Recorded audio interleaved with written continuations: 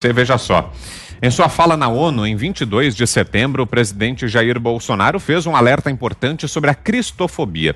Aproveito então para trazer novos dados sobre esse tema divulgados nos últimos dias.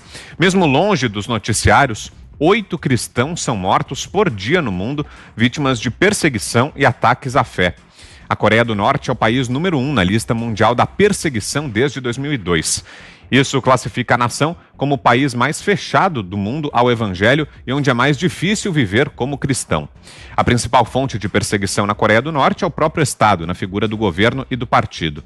Os cristãos não apenas continuam a ser vistos como perigosos e sua religião como o ópio do povo, mas são encarados como verdadeiros inimigos do Estado e do regime, sendo muitas vezes denunciados à polícia por vizinhos ou por outros familiares.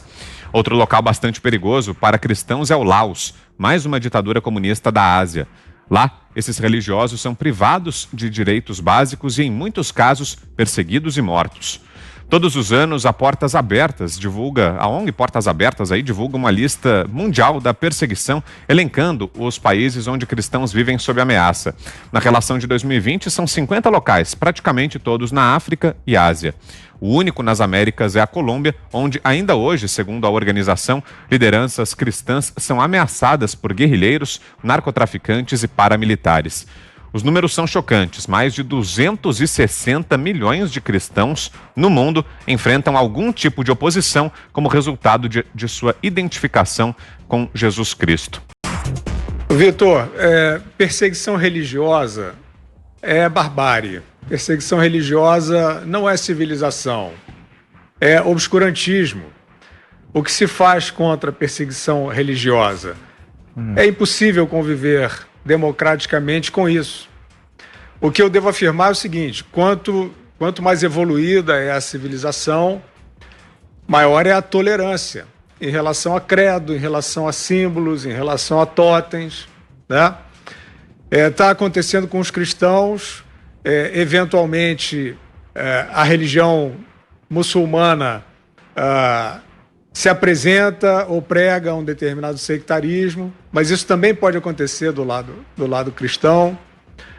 E eu acho o seguinte: o problema, a grande tragédia cultural, na minha opinião, é que a política, ou seja, a política na forma da convivência entre as pessoas, ela assumiu um teor de intolerância religiosa, né?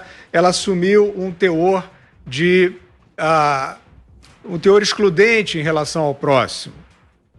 Então, o que a gente está vendo hoje em relação a crenças até sobre como enfrentar a pandemia é uma coisa aterradora.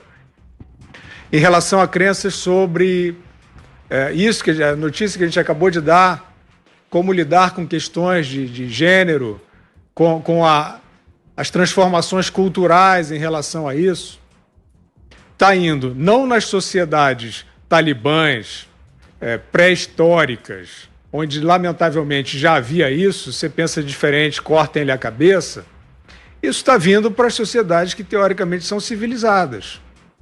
Então nós vemos hoje nas grandes capitais do mundo cultas que já leram tudo, têm toda a herança dos grandes filósofos, né, dos grandes teólogos, dos grandes pensadores, dos grandes homens públicos, né? Quer dizer, todo esse avanço civilizatório, ele está desaparecendo numa cultura de linchamento.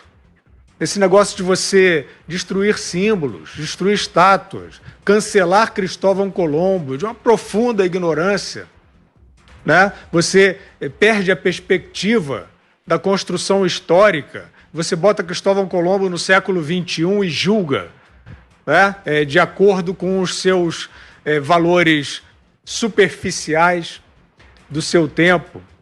Então, evidentemente que eu acho que é claro que a questão da religião, ela diz para muita gente, ela é a razão de viver, né? É o fundamento básico da existência. Só que essa situação limite, ela se espalhou para todos os outros campos.